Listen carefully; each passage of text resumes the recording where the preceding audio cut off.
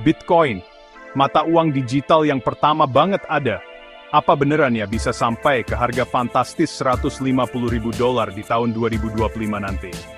Pertanyaan ini lagi ramai banget dibahas di berita-berita keuangan, forum online, sampai obrolan santai kita sehari-hari di seluruh dunia. Bikin penasaran investor yang udah pengalaman, juga orang-orang baru yang baru mau coba-coba. Angka $150.000 itu sendiri, wah, lompatannya jauh banget loh dari harga tertinggi sebelumnya.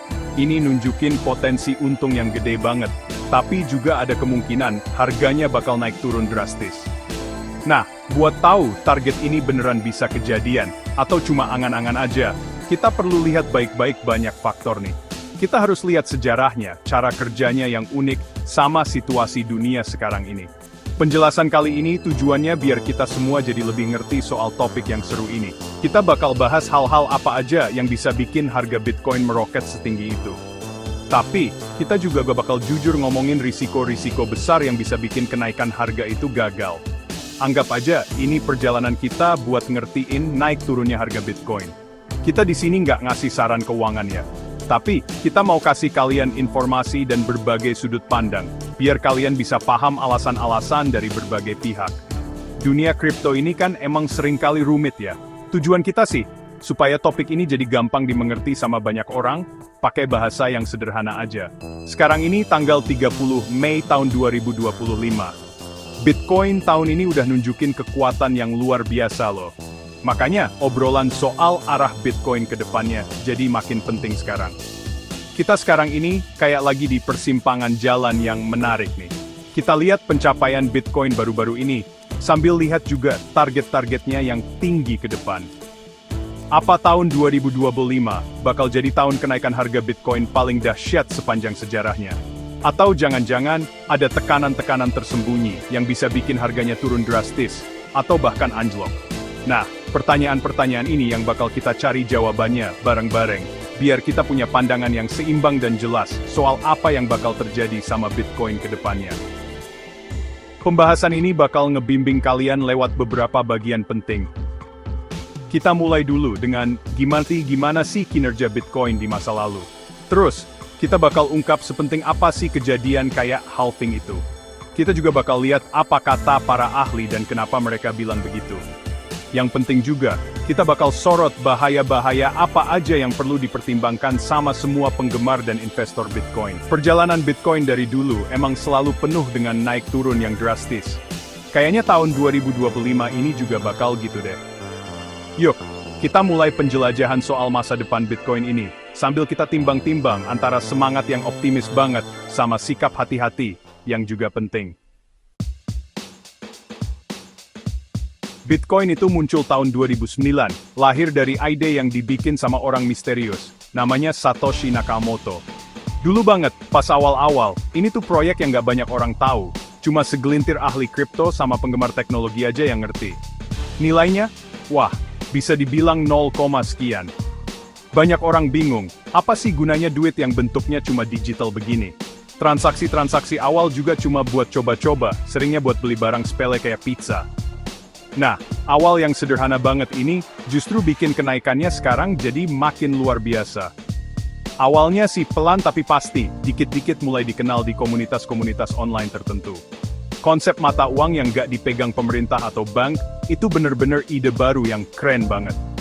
Selama bertahun-tahun ini, perjalanan harga Bitcoin tuh naik turunnya gila-gilaan, kayak roller coaster. Pernah tuh harganya melambung tinggi banget, terus tiba-tiba anjlok. Siklus naik turun kayak gini, emang bikin banyak orang was-was, tapi sekaligus bikin media jadi makin sering ngeliput. Setiap harganya mecahin rekor, Bitcoin jadi makin dikenal orang banyak. Contohnya, pas tahun 2015, harganya naik kencang banget, terus turun lagi. Terus, pas tahun 2017 lagi naik-naiknya, harga Bitcoin nyampe hampir $20.000. Ini momen penting banget, bikin nama Bitcoin jadi dikenal di mana-mana. Setelah itu, ada fase musim dingin kripto yang panjang. Ini bener-bener nguji kesabaran orang-orang yang percaya sama Bitcoin. Siklus-siklus yang udah lewat ini penting banget buat ngertiin gimana sih gerak-gerik Bitcoin. Kelihatan polanya naik cepet, terus ada koreksi harga yang lumayan dalam, abis itu diam dulu sebentar sebelum naik lagi. Pas tahun 2021 lagi naik gila-gilaan.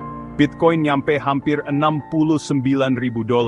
Harga tertinggi baru ini kejadian karena makin banyak perusahaan gede yang tertarik, dan makin banyak juga orang biasa yang pakai. Setiap siklus, walau detailnya beda-beda, tapi umumnya titik terendahnya selalu lebih tinggi dari siklus sebelumnya. Ini nunjukin kalau jangka panjangnya, Bitcoin itu cenderung naik terus, walaupun jangka pendeknya harganya suka goyang-goyang. Nah, sejarah ini nih, yang ngasih gambaran kenapa sekarang orang-orang berani pasang target harga Bitcoin yang tinggi-tinggi. Cara orang ngelihat Bitcoin juga udah banyak berubah loh. Dulu dianggap alat buat transaksi ilegal, atau cuma tren sesaat, tapi pelan-pelan Bitcoin mulai diakuin. Sekarang, ada yang ngelihatnya kayak emas digital, buat nyimpen nilai aset biar nggak kegerus inflasi. Ada juga yang ngelihatnya sebagai teknologi canggih yang bisa ngubah dunia keuangan. Perubahan cara pandang ini jadi bagian penting dari sejarahnya. Ini nunjukin kalau orang makin ngerti soal teknologi di baliknya, yaitu blockchain, dan juga soal jumlahnya yang terbatas. Perjalanan dari yang nggak dikenal siapa-siapa sampai jadi aset yang diakui dunia, ini jadi dasar buat kita ngobrolin nilainya di masa depan.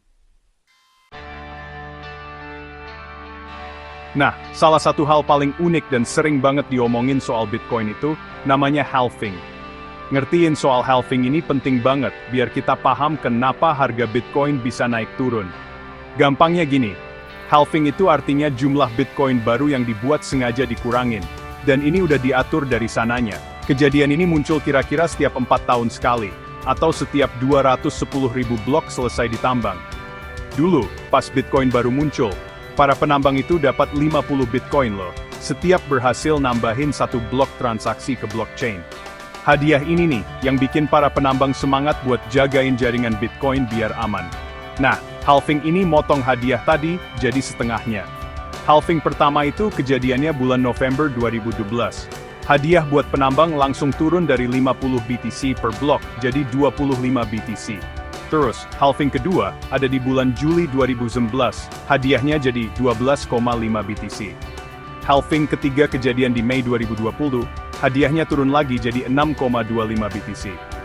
Nah, yang paling baru, halving keempat, itu kejadian di April 2024 kemarin. Kejadian ini bikin pasokan Bitcoin baru yang beredar jadi makin sedikit, cuma 3,125 BTC per blok. Bitcoin baru yang masuk jadi lebih lambat ini emang sengaja dirancang begitu dari awal. Ini bagian penting banget dari sistem Bitcoin. Ini niru sistemnya barang berharga kayak emas, yang jumlahnya juga terbatas dan langka. Kalau kita lihat sejarahnya nih, biasanya setelah halving, harga Bitcoin itu naik tinggi banget. Orang sering bilang ini bull run atau pasar lagi bagus-bagusnya. Contohnya, setelah halving 2012, harga Bitcoin langsung meroket di tahun 2013. Terus, habis halving 2016, harga Bitcoin naik dari sekitar $1.000, jadi hampir $20.000 di tahun 2017. Gila ya, sama juga, setelah halving 2020, nilai Bitcoin naik dari sekitar $10.000, sampai ke harga tertingginya waktu itu, hampir $69.000 di tahun 2021. Tapi, penting nih buat dicatat, kenaikan harga ini nggak langsung kejadian gitu aja. Biasanya sih baru mulai beberapa bulan sampai setahun setelah halvingnya, pasokan yang makin sedikit itu mulai berasa efeknya di pasar. Makanya, halving yang baru aja kejadian di April 2024 ini, jadi faktor kunci buat prediksi harga di tahun 2025 nanti. Kalau pola sejarahnya keulang lagi, dampak penuh dari kurangnya pasokan ini, bakal kita rasain sepanjang tahun 2025. Teorinya sih simple aja, kalau orang yang mau Bitcoin tetap banyak atau malah nambah, sementara Bitcoin baru yang muncul makin sedikit, ya logikanya harganya bakal naik dong. Nah, hubungan antara permintaan sama pasokan ini penting banget buat orang-orang yang optimis sama masa depan Bitcoin. Halving ini ngejamin Bitcoin jadi makin langka seiring waktu. Sampai nanti totalnya cuma ada 21 juta koin aja. Nggak bisa lebih. Kelangkaan yang udah pasti kayak gini jadi daya tarik kuat buat nilai jangka panjang Bitcoin.